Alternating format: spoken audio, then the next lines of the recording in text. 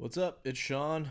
I'm in my basketball watching chair with some thoughts on the Toronto Raptors, who are still playing a basketball game against the Houston Rockets, though it's garbage time.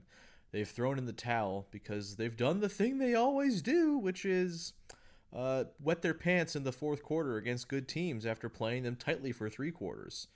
Very predictable stuff. Kind of incredible. Kind of hilarious, frankly, at this point. And look, could be worse. This is better than where things were the last couple of years. There's no doubt about it. But there is a gap between where the Raptors sit and where the best teams sit.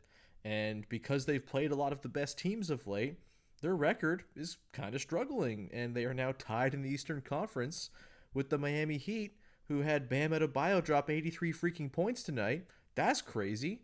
Um, you know, the schedule will lighten up a little bit here for the Raps. They'll get some easier opponents. They'll get to pick up some cheap wins, and they still have, I think, a pretty good chance of staying in the top six. But it's getting a little hairy, and these performances against the very best teams, not terribly encouraging, not lightening the mood all that much. Brandon Ingram, really rough one for him in this one. If you are the kind of person who is concerned about Brandon Ingram in a playoff setting, this is a game for you to go and point to and say, yes, that's why I'm concerned. Not a very good showing from him.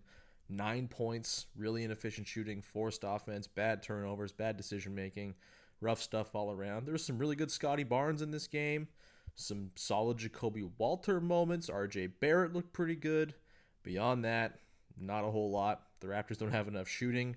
Not even enough shooting to beat the Houston Rockets, which is a troubling thing considering the Rockets don't shoot any threes. So yeah, man, it's is what it is. There's still some time and some good opponents to sort of scratch one of these wins out against them at some point, but doesn't feel terribly likely based on this being literally the most predictable script you could possibly write up. This is just what they do. And yeah, Elijah Martin is now taking free throws. So yeah, it's time to stop watching, I think.